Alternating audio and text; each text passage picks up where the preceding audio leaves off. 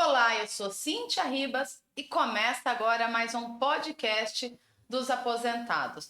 Hoje a gente vai tratar de um assunto muito importante para o trabalhador e a população brasileira. Talvez você que é aposentado, está aí em casa, vai falar o que isso tem a ver comigo? Tem a ver com toda a sociedade, tem a ver com toda a classe trabalhadora, porque faz parte do tripé assistencial que o Estado oferece ao trabalhador. Hoje a gente vai conversar sobre o CODEFAT, Conselho Deliberativo do Fundo de Amparo ao Trabalhador.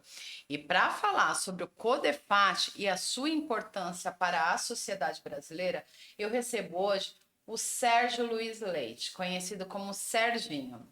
O Serginho, ele é vice-presidente da Força Sindical, ele é presidente da FEQINFAR, a Federação dos Trabalhadores nas Indústrias Químicas e Farmacêuticas do Estado de São Paulo e membro conselheiro do CODEFAT. E ainda faz parte do Conselhão do Lula, né, Serginho? É isso? É isso aí, Cíntia, obrigado pelo convite. Seja bem-vindo. Parabenizar aqui o Sindinap, o presidente Milton Cavallo, pela brilhante iniciativa que é promover esse bate-papo, trazer informações, troca de ideias, a levar a cada aposentado, cada aposentada, cada pensionista, informações que certamente serão úteis para o dia a dia e para o crescimento aqui do trabalho do Sindinap. É, porque às vezes a pessoa que está do outro lado nos assistindo pergunta: o que eu tenho a ver? Já estou aposentado, não recebo mais abono, seguro-desemprego, mas está tudo interligado, né? Sem dúvida. Acho que para começar assim, às vezes as pessoas buscam entender, né? Mas o que é esse tal de CODEFAT, né? Que é esse conselho? Na verdade, esse conselho ele faz e desenvolve políticas públicas com os recursos do FAT, que a sigla é Fundo de Amparo ao Trabalhador. E quais são as principais funções do Fundo de Amparo ao Trabalhador? Primeiro é que ele é responsável pelo pagamento do seguro-desemprego. Acho que talvez essa seja uma das principais funções do Fundo de Amparo do Trabalhador. Segundo, ele tem o pagamento do abono salarial, o famoso PIS, né? Que os trabalhadores, sobretudo de baixa renda, têm direito a receber um salário mínimo por ano. E terceiro, paga o seguro defeso dos pescadores no período que está proibido da pesca, que é a época da reprodução, né, dos peixes, e paga ainda o seguro-desemprego para a empregada doméstica. Isso adveio há não muito tempo, né? E o FAT já tem uma longa vida. Ele completou agora, esse ano de 2025, 35 anos de existência. Então, o FAT é um fundo de natureza assistencial e social voltada para os trabalhadores e trabalhadoras. Então, por si só, você vê a importância que ele tem na assistência social da população. É muito importante o papel do Estado nesse sentido. E a gente falou um pouquinho de você no começo, eu falei sobre todos os cargos que você ocupa, que você tem uma vida bem atribulada, você acumula vários cargos. Me fala um pouquinho sobre você, você é natural de Araras, né, Serginho? Como que você veio para São Paulo? Bom, eu comecei toda a minha carreira profissional, né? Na verdade, entrando numa indústria metalúrgica, depois uma usina de produção Aqui em de São Paulo ou em açúcar em Araras? Araras, Ah, uma tá. usina de produção de açúcar em álcool. Aí, no final dos anos 80, aí organizamos um sindicato na cidade do segmento químico, né? E daí para frente desenvolvemos nossa liderança sindical, depois viemos para a federação aqui do estado de São Paulo. Hoje meu sindicato de base está na cidade de Rio Claro, onde eu ocupo a vice-presidência lá desse sindicato. E, claro, aí as atividades estaduais do segmento químico, atividades dentro da força sindical, antes como primeiro secretário-geral, agora enquanto vice-presidente. Então, são importantes atividades que a gente reúne desde lá as campanhas salariais dos trabalhadores da categoria química, farmacêutica, até os grandes debates nacionais que fazemos na Força Sindical, junto ao Congresso Nacional, junto ao governo federal, através, como você citou, do Conselhão, né, no Conselho de Desenvolvimento Econômico Social Sustentável, dentro da Nova Indústria Brasil. Então, são atividades importantes que às vezes as pessoas não sabem, né? O que faz um dirigente sindical, É verdade. que às vezes só pensa que nós estamos nas ruas apenas fazendo barulho. Não, Não, imagina. além disso, além da mobilização, nós temos aí, levamos a voz dos trabalhadores brasileiros para dentro do Congresso, para dentro do governo, seja ele federal ou aqui do estado de São Paulo, e até os nossos dirigentes até lá no município, discutindo o dia a dia dos trabalhadores. Então, é um pouco dessa atividade, saindo lá de Araras, né? Basicamente, eu me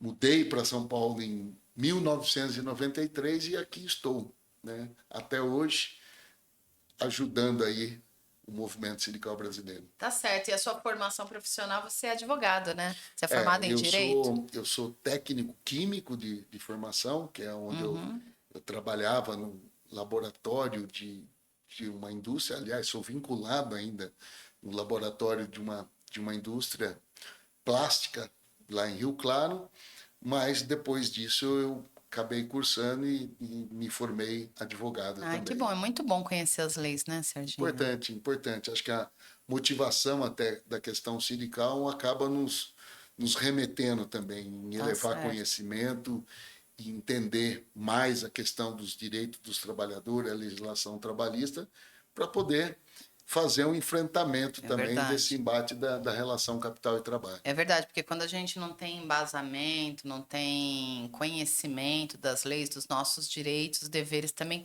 fica difícil fazer o diálogo, né? Por isso que é importante a formação, né? Sem dúvida, sem dúvida. Acho que a questão da formação, seja ela no campo do direito, ou seja ela no campo da informação, ou economia, ou a questão da assistência social, é importante. É importante porque isso também contribui com a sociedade na elevação do conhecimento e, claro, preparar as pessoas para poder ter uma opinião dos temas e uma opinião, na verdade, mais apurada, não que seja uma opinião daquela coisa só na era da fake news, né? Sim. Que as pessoas possam ter discernimento Não do se certo, informar do só pelas errado. redes sociais, Exatamente. Buscar a fontes verdade, confiáveis, a né? informação verdadeira, fontes confiáveis. Então, acho que isso, o momento exige isso. É verdade. E isso passa pela formação, né, de conhecimento, né? Não é chegar e contar uma história e você simplesmente acreditar e E não repassar buscar. ainda, né? E repassar ainda. Então, eu acho que Repassar. ter essa capacidade, essa formação é importantíssimo. E é por isso que a gente aproveita esses espaços também para fazer uma reflexão disso. Né? Nós não queremos que possa ter qualquer tipo de censura ou ser considerado censura, mas também não dá para admitir que nós possamos ter uma verdadeira guerra de informação, ou de informação não, de desinformação que tem acontecido e, infelizmente, influenciado no cotidiano das pessoas. Então, essa formação, esse conhecimento é extremamente importante. Fundamental. Por isso que a gente tem espaços, assim, espaços. Quando um sindicato investe na comunicação, igual o Sindinap fez com o podcast, é importante, né? Porque você sabe que é uma fonte confiável, são pessoas que estão ali. Nós convidamos pessoas que têm credibilidade, que têm embasamento, que têm uma formação, conhecimento, para informar os nossos associados e a quem nos assiste. Não tenha dúvida. Já de início eu achei louvável essa iniciativa, e a Cíntia me disse um pouco como tem sido a divulgação desses bate-papos, desse diálogo. Fica disponível aqui 24 horas por dia, fica disponível nos ambientes aqui do Sindinap, e é isso. Eu acho que é esse o enfrentamento que nós precisamos fazer, né, com no combate à desinformação, né? E eu acho que vocês, acho não, tenho certeza que vocês estão no caminho certo. E eu tenho percebido e tenho visto o alcance que tem sido esses programas de rede social, tanto de rede social do Sindinap como esse podcast aqui. Ai, que bom. Obrigada, Sérgio. E por isso que você está aqui hoje. Pela sua importância e pelo papel que você desempenha na vida dos trabalhadores. Claro. Não só da sua categoria, mas de todas as categorias. E o Codefat, para a população em geral, ele não é tão conhecido. Por isso que é importante a gente abordar esse assunto. Talvez os trabalhadores conheçam, a população conheça mais o FAT, que é o Fundo de Amparo ao Trabalhador, mas a função do conselho, talvez as pessoas desconheçam. E eu queria que você me falasse um pouquinho sobre como as decisões do conselho influenciam na vida dos trabalhadores. Muito, muito importante, Cíntia. Então, eu já esclareci no início os principais rúbricas, né, do FAT. Tem outras, né? Você tem, inclusive, o FAT tem ajudado a Previdência Social, né, de aporte de recursos para benefícios da Previdência Social. Tem tudo a ver aqui com o Sindinap. Apesar de acharmos e temos mostrado para o governo que isso não resolve o problema da Previdência e pode agravar o problema do FAT, mas não deixa de ser importante, pelo menos, o destino do recurso. Então, qual que é o papel do Conselho? Eu vou dar um exemplo. No final do ano passado, nós aprovamos uma resolução no Codefat que permite o retorno de entidades da sociedade civil ser parceiros do Estado brasileiro para a qualificação profissional e para a criação daqueles centros de intermediação de mão de obra, para a gente poder ampliar essa proteção do emprego. E o que é isso? Na verdade, a pessoa, quando perde o emprego, ela, dependendo, de acordo com a lei, ela pode ter de 2 a 5 parcelas de seguro-desemprego. Isso mesmo. Né? Essas pessoas, de acordo com a própria lei do seguro-desemprego, é importante ela se cadastrar no sistema público de emprego. E qual que é o papel do Estado e o Codefat? Olha, nós precisamos arranjar um emprego mais rápido para essa pessoa, nós precisamos dar uma oportunidade para ele que seja realocado em outro local. E isso seria talvez uma das principais políticas para a diminuição do próprio gasto com o seguro-desemprego. É verdade, porque se você arranja um emprego rápido. E sim, cessa, né, o pagamento. E para isso nós precisamos de uma rede credenciada disso. Nós precisamos facilitar para aquele trabalhador, sobretudo de baixa renda, porque quando ele fica desempregado é um problema, ele não tem dinheiro para comprar uma passagem de ônibus, às vezes tem dificuldade de procurar um emprego. Então o Estado brasileiro falou, olha, vem cá, eu tenho uma vaga aqui disponível para você, isso ajuda muito. E essa resolução que nós fizemos é no sentido de permitir que entidades da sociedade civil possam ser parceiro do Estado para poder fazer essa ajuda na intermediação de mão de obra. E aí, para completar, nós, nessa intermediação, muitas vezes nós deparamos com o problema de existir a vaga e não existir aquele trabalhador com a qualificação necessária. Então, ele vir acompanhado com uma qualificação profissional é de extrema importância. Sempre barra num problema. Olha, mas e o orçamento do FAT? Ele consegue dar conta de tudo isso? Eu faço números assim, se nós reduzíssemos 10% o pagamento de seguro-desemprego graças à inserção do trabalhador no mercado de trabalho, com certeza daria para fazer parceria com todos os estados brasileiros, municípios e entidades da sociedade civil para qualificar milhões de trabalhadores e fazer um atendimento digno dos trabalhadores, ajudando ele a procurar um novo emprego. Então, esse é um papel, na nossa opinião, fundamental que o Codefat tem. Ao invés de ficar somente com políticas curativas, que é o pagamento do seguro-desemprego, a gente também tem políticas preventivas à Sim. questão do desemprego. Então, acho que são propostas que o CODEFAT discute, algumas conseguimos transformar em resolução, outras somos votos vencidos, né? Que lá, só para saber, são Isso eu ia te 18 falar. pessoas. E é tripartite a composição, Isso, né? são 18 representantes, 6 do governo federal, 6 do empresarial e 6 das centrais sindicais. Então, vocês veem a importância que tem isso. E não é pouco recurso. Não.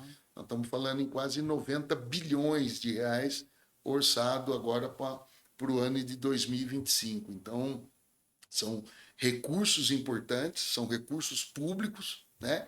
E, volto a dizer, de um alcance social muito Sim. importante, né? Porque a pessoa, quando está Ela desempregada, depende, se né, não da tivesse proteção social. absolutamente nenhum apoio, como é que ela sobrevive? Nossa, o seguro-desemprego é O muito tempo importante. médio no Brasil hoje para entre a demissão e o novo emprego pode chegar a 1 ano, né? Ainda que nós temos uma das menores taxas de desemprego no Brasil, hoje em torno de 6,4%. Então, é isso que nós fazemos. Então, um olhar muito criterioso em relação à política pública de emprego, né? E essa questão da qualificação já existe? Existe, mas ainda muito residual, vamos chamar O que assim. que precisa para avançar? Precisa de orçamento, de recurso. Existem algumas parcerias que o CODEFAT fez com o Sistema S, É importante. e aí tem isso ajudado a ampliar um pouco a qualificação profissional, mas pelo tamanho da necessidade e o tamanho do Brasil, precisa-se de muito mais recursos para que possa realizar qualificação profissional. O pedido nosso, só para se ter uma ideia, de orçamento para iniciar a questão da qualificação de mão de obra e a questão da intermediação, dos centros de intermediação de mão de obra, ele gira em torno de 800 milhões a 1 bilhão de reais. O orçamento do ano passado deu em torno de 150 milhões. Então, há uma distância muito grande. É verdade. Disso, né? A gente costuma dizer que o tripé, que é qualificação profissional, intermediação de mão de obra e a própria emissão da carteira de trabalho, esse tripé ele tem que trabalhar muito junto com os trabalhadores, com as entidades sindicais, empresariais, para que a gente possa dar mais eficácia no sistema de proteção do emprego. E eu não posso esquecer, Cíntia, uma coisa importante. Vocês lembram que na época da Covid-19, o FAT teve um papel fundamental. Ao invés de você pagar o seguro-desemprego, nós criamos o seguro-emprego. Então, as empresas que não optassem por demitir os trabalhadores, aquele trabalhador teria direito a uma parte do salário ser pago pelo FAT. Então, isso conseguiu assegurar milhares de empregos na pandemia. Então, foi uma construção que nós fizemos também dentro do CODEFAT, dentro dos papéis que nós desempenhamos lá no FAT. E desde quando você está no CODEFAT? Eu já estou há quase 15 anos no CODEFAT, representando a força sindical. Eu costumo dizer, sempre brinco, mais velho do que eu no CODEFAT, acho que só o Pegado, que está há 35 anos. 35 que é o representante da UGT. Nossa, né? Então, é bastante tempo, né? E nós fomos, na última reunião agora do dia 27 de fevereiro, homenageados os conselheiros pelo ministro do Trabalho, pelos 35 anos de existência do CODEFAT. Falei, não tinha que dar essa homenagem, né, para o Pegado, que é o mais... Ele representa. Ele é o mais antigo aqui do Conselho. Ele está desde o início. Desde o início, quando foi criado o fundo. A primeira gestão. E quando foi criado o CODEFAT. E como que é feita a eleição? A escolha, ela se alterna? É interessante. Cabe às centrais sindicais fazerem as indicações. Então, na parte dos trabalhadores, está CUT, Força Sindical, CTB, CSB, CTB e Nova Central Sindical, né? e elas indicam. Ah, Não entendi. tem, existe um mandato de 2 anos, mas podendo ser reconduzido. Aí o governo vai o Ministério do Trabalho, Ministério da Fazenda, Ministério do Planejamento, são 6 ministérios que estão lá, e os empresários, Confederação da Indústria, do Comércio, dos bancos, que estão lá. A presidência que é rotativa. Por exemplo, agora, até o mês de agosto desse ano, a presidência é do governo. Então, hoje, o presidente do FAT é o próprio ministro do Trabalho. A partir de agosto, aí entra os trabalhadores de presidente do Ah, CODEFAT. entendi. Fica Então, por 2 anos, é aí rotativo? depois Vai vai alternando. os empregadores. Ah, é Então, bem importante, é, né? Qual foi o último trabalhador a o ocupar a último presidência? trabalhador que ocupou a presidência foi justamente o Pegado. Ah, O entendi. Pegado, ele ocupou a Entendi. presidência e, é claro, no momento oportuno, aí as centrais se reúnem, geralmente se Sim. constrói um consenso para Sim, é que vai gerando um rodízio, né? gerando o rodízio para Mas a a gente falou presidência de do FAT. mandato, você falou mandar 2 anos, é só questão de, como se diz? É questão de ter que ter isso mesmo, né, do mandato, porque é importante manter a manutenção dos membros, porque eles já entendem, né, Ah, do processo. não tenha dúvida, porque você tem um histórico importante do FAT e a responsabilidade é muito grande, porque o FAT, como qualquer órgão público, ele passa sob todas as análises dos tribunais de contas, da AGU, das auditorias internas. Então, é muito importante, digamos assim, a transparência dessa gestão. E, felizmente, é isso que eu quero deixar aqui. Em todos esses 15 anos, todas as contas do FAT foram aprovadas. Que maravilha. Todas. Nesses 15 anos, sempre tem recomendações do Tribunal de Contas, que é natural na questão da gestão pública, mas nunca o FAT, no seu histórico desses 35 anos, ele teve uma conta rejeitada pelo TCU. Então, eu acho que esse é um fator importante, que é dinheiro dos trabalhadores. Sim, a né? responsabilidade. Né? Para o pessoal saber o que gera esse recurso, Cíntia. As empresas, quando vai recolher lá a Previdência Social, os encargos sociais, tem uma porcentagem que as empresas recolhem, que é específico para o financiamento do FAT. Se não me engano, em torno de 2,5% da folha de pagamento. Então, é importante saber também de onde vem esse recurso. Ele é originário da relação capital e trabalho, daquele contrato Alguma de coisa trabalho. vem do governo? Na verdade, esse 2,5 ele é repassado por uma conta, né, que hoje já não é a chamada super receita, mas ele fica, digamos assim, olha, esses 2,5 equivale aos recursos para o FAT. Na verdade, é o contrário, que acontecia até 4 anos atrás. Não sei se vocês recordam, nós tínhamos a chamada DRU. Ah, sim. Desvinculação das receitas da União. Então, na verdade, os governos, vamos falar, os governos retiravam até 20% desse recurso para fazer superávit primário. Né? E esse dinheiro se perdeu pelo tempo. O FAT não dificilmente recupera esse dinheiro. Então, qualquer pessoa que fala, olha, o FAT foi deficitário esse ano, o governo está precisando colocar um aporte financeiro. Dificilmente o FAT é deficitário, porque, além desses programas, ele destina 18% para o BNDES, para justamente aplicar em desenvolvimento, né, em projetos de reindustrialização da nova indústria Brasil. Então, o FAT tem um papel fundamental de sustentação do BNDES também. Econômico, né? Então, você vê que nós já falamos muitas coisas aqui que são de importância do FAT. Uma ramificação assim. Claro. Enorme, uma importância enorme, né? E os sindicalistas estão lá para defender os trabalhadores, e a gente sabe que o conselho é tripartite.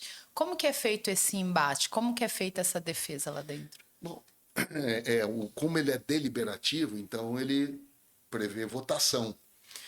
Em determinados temas, a gente sempre busca fazer uma construção consensual, que esse é um caminho mais eficaz, né? E o FAT também não pode tudo. Não adianta a gente falar, ó, precisa pegar esse recurso, tirar de determinada função para pagar outra função. Não, não pode, porque você tem uma legislação. Então, né, nós não podemos tudo lá, né? Mas o que acontece? Eu vou dar um exemplo para você que aconteceu no governo anterior. Nós batalhamos muito, muito, muito para aumentar 2 parcelas do seguro-desemprego na época da crise, da Covid, além daquele medidas de proteção ao emprego. E nós, na verdade, fizemos todos os estudos que era possível, de possibilidade de recurso, mas a bancada do governo foi contra, e aí a bancada dos empregadores se aliaram à bancada do governo na época, fomos para a votação e fomos derrotados de 12-6. Fomos derrotados por 12-6. Né? Então, se bate. Nós ficamos quase 6 meses estudando isso, nossa, mostrando o número, buscando, inclusive com os órgãos de controle, para dar a viabilidade jurídica para o pleito dos trabalhadores, que era 2 parcelas a mais de seguro-desemprego, mas não conseguimos o consenso nessa votação. Na verdade, fomos derrotados na votação. Difícil, né? E a sua formação de advogado ajuda nessas horas, né, Serginho? Ajuda, mas ali é mais, com certeza é mais sindicalista. O sangue sindicalista, né? Daquela construção de você tentar, de você convencer, né? É verdade. E aí, na verdade, assim, o grande problema é a questão da visão do setor empregador naquele momento ali, que foi aquela coisa, olha, o governo vai gastar muito e se gastar muito, olha, dá problema com as contas públicas, aumenta a inflação. É o que nós estamos vivendo hoje nesse debate aqui da taxa Selic, não pode mexer porque senão vai aumentar a inflação. Então, por isso que tem que ter juro alto. É um pouco da visão que eles levam quando tem esse tipo de debate para dar um benefício necessário a mais para os trabalhadores, acha que isso vai desregulamentar ou vai atrapalhar as contas públicas. E não é verdade isso. E você me falou um pouquinho dessa questão de orçamento, mexe em dinheiro, direitos dos trabalhadores. É mais difícil? Foi mais difícil no governo anterior?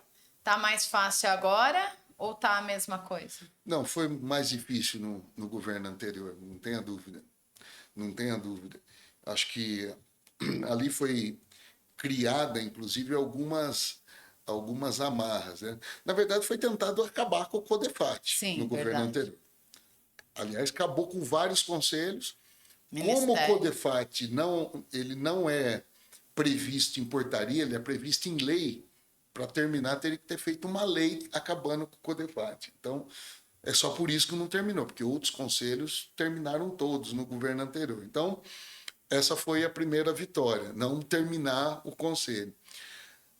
Nós tivemos dificuldade, por exemplo, e isso até hoje continua, e para voltar a isso, aí que vem problema, mas é um exemplo negativo que nós fomos também derrotados.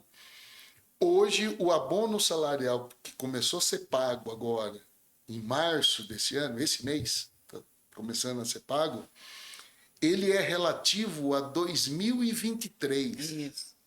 Então, os trabalhadores que trabalharam de janeiro a dezembro de 23 vão receber o abono salarial a partir de março de 25. Antes era no ano posterior. Sim. No governo anterior, veio com toda uma avalanche, com problemas, inclusive, colocado, e passou todo mundo para receber abono salarial no ano seguinte. Nossa. 2 anos depois. Ganhou um ano. E aí nós perdemos isso também. Né? Um detalhe importante. Esses trabalhadores que deixaram de receber abono salarial naquele ano, tudo bem, eles receberam no ano seguinte, mas se esticou o prazo. O que nós conseguimos fazer, que antes o abono era pago de março a dezembro. Nós conseguimos concentrar tudo de março a julho, o pagamento. E isso também foi uma negociação muito grande que nós fizemos e conseguimos fazer essa aprovação e está mantida até hoje. Facilita, né, para os Facilita, trabalhadores. ele já está né? recebendo 2 anos depois. Né? Sim. Então, são papéis, são embates que a gente tem lá, mas, volto a dizer, o caminho mais exitoso é aquele da construção e do diálogo e do convencimento. E você está me falando agora das dificuldades. E como que você vê quais são os principais desafios enfrentados hoje e para os próximos anos? Como que você visualiza isso? Bom, nós fizemos essa reflexão nos 35 anos do FAT. Né? Um desafio importante é primeiro você olhar o FAT como esse fundo, como ele pode ajudar mais nas políticas preventivas. Né? Volto a dizer, hoje ele está mais voltado para as políticas corretivas. Desempregou, pagou. Não, mas como é que a gente prevê para ter menos desemprego? Como é que nós podemos ajudar ao debate para que nós possamos reduzir a rotatividade de mão de obra no Brasil? Porque, às vezes, a gente pode pensar, né, que nós estamos com um desemprego de 6,4%, é um índice relativamente baixo, tá? É baixo. Né? E por que não diminui o pagamento do seguro-desemprego se o desemprego está baixo? Devido à rotatividade de mão de obra. É muita gente que é demitido e contratado. Quer dizer, você tem, em média, hoje no Brasil, em torno de 42% de rotatividade de mão de obra. Nossa, é muito alto. Então, é imaginar que, por ano, cada 1 milhão de trabalhador contratado, 420 mil foi demitido. A 42% é rotatividade descontada, que nós chamamos. Ele foi demitido.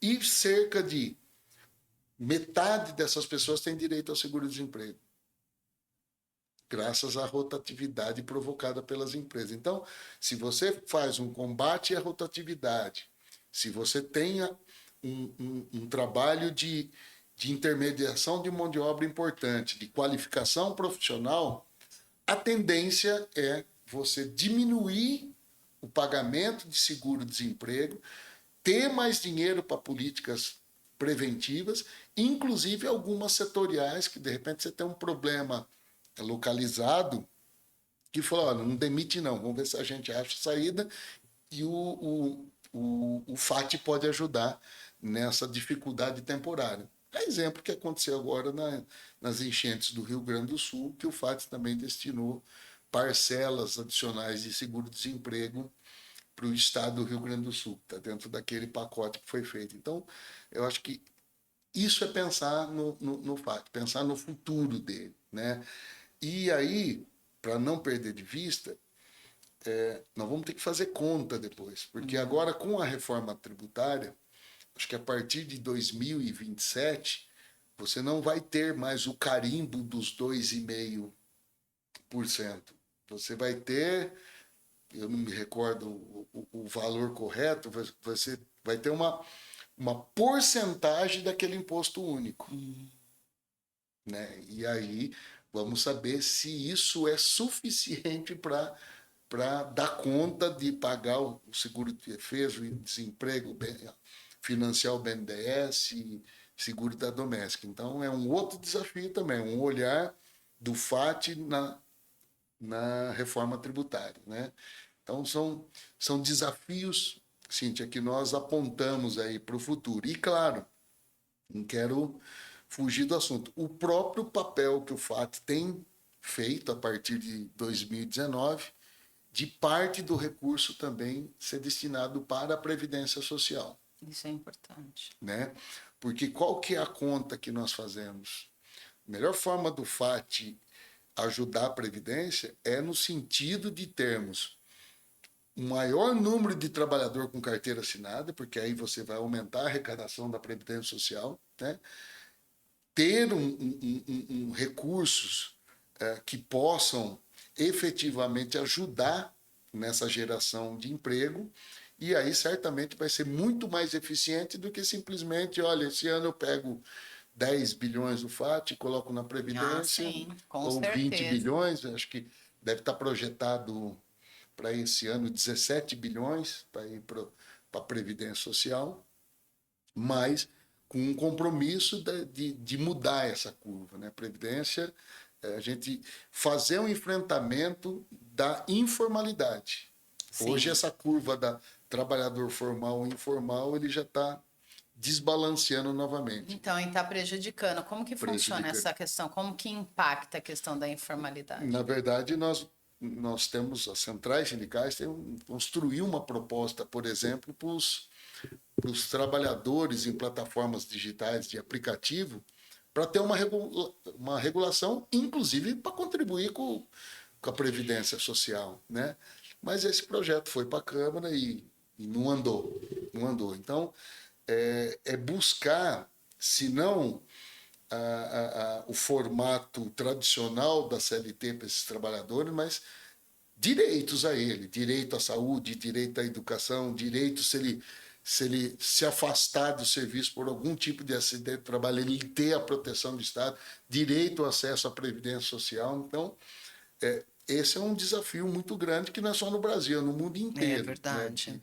de você trazer ou dar algum tipo de formalidade para esses trabalhadores que estão na economia informal, que representa um número muito grande. Acho que hoje nós temos 45 milhões de trabalhadores com carteira assinada, e eu acredito que nós temos uns 42 na informalidade. Então, esse é o olhar para a gente pensar no equilíbrio da Previdência Social também. É, É um dos sim. olhares. Sim, Então, isso prejudica demais, né? Porque hoje em dia uma parcela da classe trabalhadora pensa muito no imediato, né? Não exato. pensa na questão da proteção social, na questão da previdência, tudo isso que sustenta esse tripé, essa proteção social que o Estado oferece, né, Serginho? Não tenha dúvida. E nós precisamos, né, sempre estar mostrando para a sociedade brasileira que o FAT,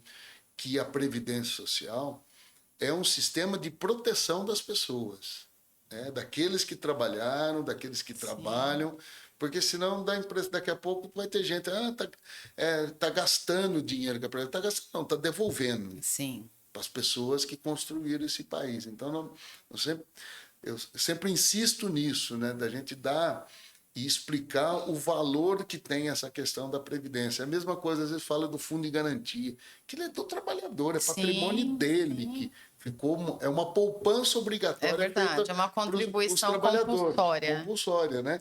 Então, nós precisamos, na verdade, ter um olhar importante de sempre defender esses fundos que são protetores dos trabalhadores, dos aposentados. E sempre lembrar, tanto aos membros do governo, aos membros que representam os empresários, que esse dinheiro volta. Tudo que é investido no trabalhador, tudo que é investido na Exatamente. sociedade, ela volta, porque paga imposto, está trabalhando, está fazendo a economia girar. E esse dinheiro volta para a sociedade, volta para a produção, fomenta a indústria, fortalece a indústria, volta para o governo, né?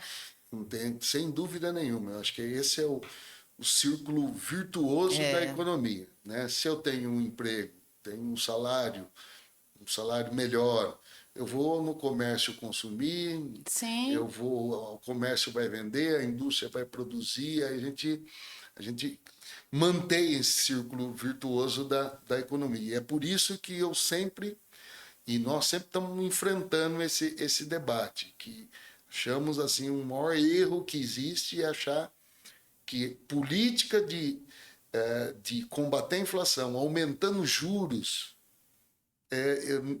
com certeza não é a única forma de é, combater a inflação. Né? é. A melhor forma de combater a inflação, talvez já que nós estamos com o mercado aquecido, que as pessoas Sim, estão consumindo, se produzisse mais, certamente os preços estariam mais equilibrados. com E se certeza. produzisse mais, teria mais gente na economia, mais Sim, empregos, mais vendas. Então, acho que a gente não pode admitir que o Banco Central coloque para a sociedade brasileira, que é o que ele está sendo bonzinho. Sim. Né? Eu vou aumentar 1% de juros depois da manhã, nos próximos dias, né? Vou aumentar 1% de juros para não ter inflação. Não, para não ter inflação, o juro deveria ser mais baixo, produzir mais, vender mais e ter mais concorrência de preço. Isso equilibra os preços no mercado. Correto. Por isso que cada reunião do Copom, os sindicalistas estão lá na porta da sede do Banco Central, aqui em Brasília, protestando, manifestando contra a alta taxa de juros, a Selic, né? Exatamente. O Brasil só está perdendo para a Argentina em campeão de juros reais. Só perde para a Argentina. Né? Então, não pode perder para a Argentina. Nesse caso, é bom perder para a Argentina. Para né? todos, aliás. Mas para todos, né? Mas para se ver a gravidade do assunto. O negócio é feio tem países mesmo. que têm um déficit primário muito maior do que o Brasil, a inflação um pouco maior do que esses 5% que está mais ou menos indicado o Brasil, e com uma taxa de juros podendo de 13,25, estão falando que vai para 14,25. Não é razoável. Aliás, não tem nada de razoável isso. Ter uma taxa de juros. Isso inibe o crédito, inibe os investimentos das empresas, enfim. Na verdade, ele sabota a economia brasileira, esses juros altos. É verdade, Serginho, você está com toda a razão. Brincadeiras à parte, a gente tem que esclarecer como é importante uma política justa de juros, né? Essas taxas exorbitantes aqui no Brasil estão fora da realidade do trabalhador brasileiro, né? Eu não tenho dúvida. E aí eu quero destacar os esforços aqui do Sindinap e de várias entidades sindicais. Só relembrando a questão do empréstimo consignado ou nos salários, na aposentadoria, foi uma negociação que nós fizemos há muitos anos com o governo federal para, inclusive, fazer uma disputa com as taxas de juros de mercado de banco. Porque nós estamos falando aqui, taxa Selic é 13,25, mas qualquer um de nós, pobres mortais que vão no banco, você não vai achar uma taxa de juro dessa, você vai pagar muito mais. É verdade. Você entrar no rotativo do cartão de crédito é 150%, 160% ao ano. Então, nós sabemos, porque de repente o Serginho falou da taxa de juros de 13,25, acha um empréstimo para mim a 13,25, você não vai achar, não. Isso é taxa referencial do governo, de título do governo. Né? Então, combater os juros também, quando a gente fala isso, também você disputar a questão do mercado para você ter melhores preços, né? Porque uma coisa você tem aumento de salário, seu preço aumenta em dobro, como é que você faz? Você perde o poder de compra. Pior o aposentado, né? Que ganha acima de um salário mínimo, que tem nem só aumento tem, só reposição. Só reposição da inflação. Então, é bom. Essa política de juros, ela sabota o Brasil e os brasileiros. É importante isso, é por isso que vocês vão ver nós toda vez lá na porta do Banco Central, em Brasília, em São Paulo, fazendo manifestações pela redução da taxa de juros. É isso mesmo. E no Codefat, vocês se reúnem de quanto em quanto tempo? Nós temos 4 reuniões ordinárias por ano, né? Que elas são ordinárias, são feitas 4 vezes por ano, mas dependendo se tiver algum assunto que nós chamamos de urgência ou extraordinário, o presidente do Codefat tem regimentalmente o direito a prerrogativa de chamar uma reunião extraordinária para, precisa votar uma resolução urgente, ou deu um problema em alguma questões que precise de resposta urgente, aí você pode ter a qualquer momento reunião extraordinária, convocada com 10 dias de antecedência, com enviado pauta, para também, você não já convida para uma reunião, você vai olhar, saber do assunto na hora. Não, tem todo um regimento que é seguido, mas são 4 ordinárias e extraordinárias quando necessário. E se o trabalhador, para quem nos assiste, Serginho, quiser saber mais sobre o Codefat, sobre as ações, os projetos, Acho que é como que ele importante faz? entrar no site do próprio Ministério do Trabalho. Lá eles têm lá uma parte da própria Codefat, os trabalhos do FAT, e vai encontrar lá o calendário do abono salarial, por exemplo, do PIS, é o Codefat que aprova e publica a resolução do Cine Sociedade Civil, que é o sistema de emprego, também o Codefat que determina. Quando muda o salário mínimo, o Codefat também reajusta os valores da parcela do seguro-desemprego, teto mínimo e teto máximo. E geralmente, aí eu vou dizer para vocês, também é igual ao aposentado. É. Para quem tem um salário mínimo do seguro-desemprego, é aquele valor. Segue o salário mínimo. Acima disso, é o reajuste somente da inflação. Aí o achatamento. Aí vem o achatamento. Já há alguns anos tem acontecido isso e, por mais que a gente possa propor, mas voto vencido sempre nessa questão. Não tem como. Então é importante, né, os trabalhadores entrarem, conhecerem um pouco mais para saber dos seus direitos, né? E a importância dessa proteção social que o governo oferece. Sem dúvida, sem dúvida. E nós falamos muito aqui do trabalhador da iniciativa privada, mas também os trabalhadores do setor público, ele tem o PASEP. Sim. É PIS para a iniciativa privada e PASEP para o servidor público. A diferença que tem do servidor público, uma boa parte das prefeituras fazem convênio direto, às vezes com a Caixa Econômica, e isso não passa pelo FAT, e eles fazem o pagamento direto via parceria Caixa Econômica ou um outro órgão financeiro. Mas os trabalhadores também do setor público têm esse direito. E, claro, volto, vai lá, dá uma espiadinha lá. Tem também lá um 0800 que as pessoas podem buscar informação.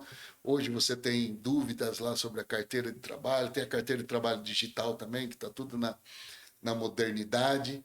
E, claro, o Ministério do Trabalho, só relembrar, ele foi desmontado no governo anterior e agora ele está sendo reconstruído, né? Então, tem muita coisa que esse ano que começa a aparecer e andar um pouco mais, que nós mesmos muitas vezes reclamamos da própria dificuldade, mas faltava toda a estrutura para o Ministério do Trabalho. Então, ela teve que ser criado novamente. Está num processo de reconstrução, né, Reconstrução, Serginho? é isso aí. Serginho, a gente está caminhando para o final. Eu agradeço a sua participação. Foi uma entrevista bem rica e esclarecedora que levou para os nossos associados, a quem nos assiste, muitas informações sobre a importância dessa proteção social e conscientizar um pouquinho, né?